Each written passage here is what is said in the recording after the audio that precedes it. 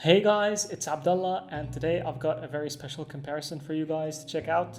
So I'm going to be comparing between the Nokia 8.3 against the iPhone 11 Pro Max's camera. Before we do that, I would really appreciate if you guys can subscribe to the channel. Thank you very much. So let's quickly go over the specs. So as you guys know, the Nokia 8.3 has a 64 megapixel main camera with an aperture of f1.89. It uses pixel binning technology, so it combines 4 pixels into one to produce 16 megapixel images. It also has an ultra-wide 12 megapixel camera, which is quite large, and it has a large aperture of f2.2. The other two cameras are a 2 megapixel depth sensor, which helps with the portrait and bokeh effects, and a 2 megapixel macro camera. As for the iPhone, it has a more traditional setup, so it has a main 12 megapixel camera with an aperture of f1.8. The big advantage its main camera has over the Nokia is that it has optical image stabilization.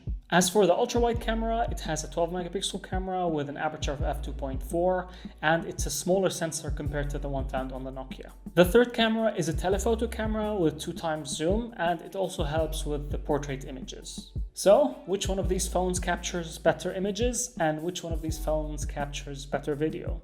Let's get straight into the photo comparison. In daylight, both of these phones capture excellent images as you'd expect. The Nokia has a slight advantage when it comes to the dynamic range, and I feel like it gets a more accurate looking sky. The iPhone, on the other hand, captures more pleasing looking images because the Nokia suffers from over-sharpening of the details. Because of this, the images captured on the iPhone look closer to how a professional camera would look like. The other advantage of the iPhone is that it captures good details throughout the whole frame of the image, while the Nokia suffers from the big sensor syndrome found on Galaxy Ultras from Samsung, for example. What I mean by this is that the center of the image is in focus and has excellent details, but when you look at the edges, the details start to blur out. And that's because the plane of focus is rather thin on the Nokia sensor. For the ultra-wide images, however, the Nokia is the clear winner.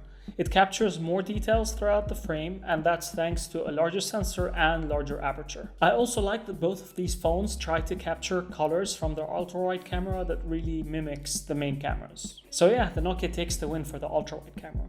In low-light images, however, both of these cameras trade blows. In my opinion, I think the Nokia captures slightly better images because it gets more accurate looking colors. And this is in spite of the over-sharpening which occurs on the Nokia's images. The Nokia also captures more details in the highlights, while the iPhone really struggles, especially when it comes to handling light. The iPhone also tends to capture really warm looking low-light images, so that images turn out to look a bit too yellow for my liking.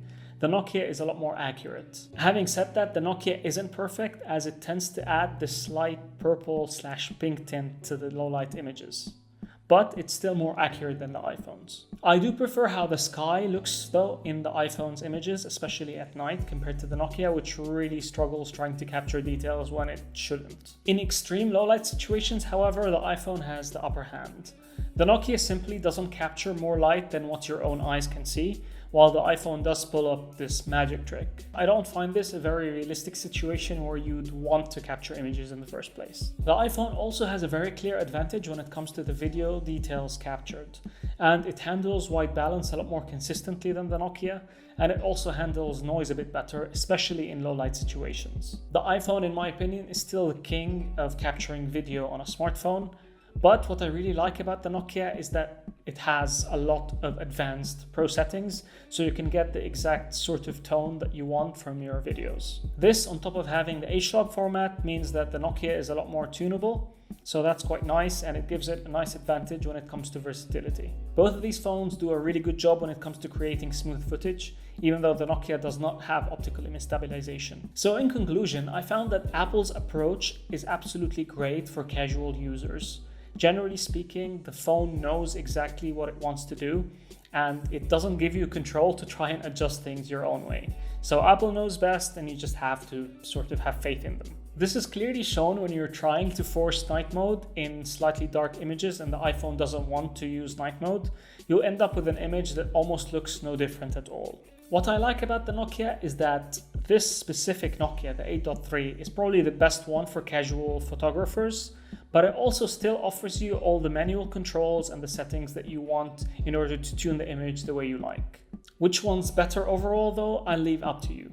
What positively surprised me, however, is that the Nokia can really keep up with the iPhone in most situations.